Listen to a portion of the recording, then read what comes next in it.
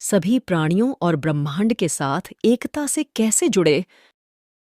इस बात को हम एक कहानी से समझने की कोशिश करेंगे। बहुत समय पहले एक छोटे से गांव में एक गणेश नाम का कोई एक आदमी रहता था। वो अपना जीवन संतुलित और खुशहाल तरीके से जीवन जीना चाहता था। वो बहुत ही आदर्शवादी और आध्यात्मिक आत्मा था। उसका मानना था कि प्राणियों और ब्रह्मांड में एकता होनी चाहिए।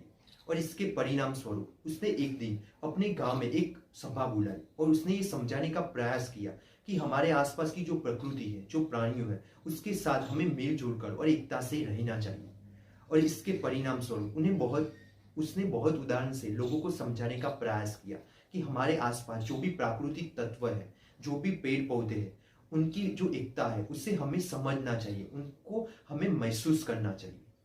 और उन्होंने ये भी समझाया कि जो प्राकृतिक तत्व है हमारे आसपास, उसकी जो एकता है उसे समझना चाहिए, उसे महसूस करना चाहिए।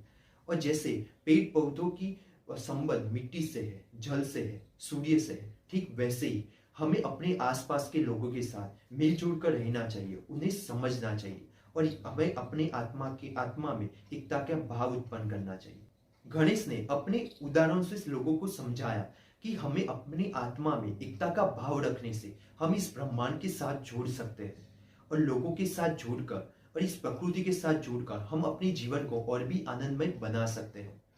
तो हमें इस कहानी से ये सीखने को मिलता है कि हमें अपनी आत्मा में एकता का भाव रखना चाहिए और हमें इस ब्रह्मांड और इस प्राणियों के साथ मिलजुल कर एकता के भाव से रहना चाहिए। तभी हम अपने जीवन को और आनंदमय तरीके से जी सकेंगे। तो इस कहानी को आप अपने दोस्तों के साथ जरूर शेयर करें।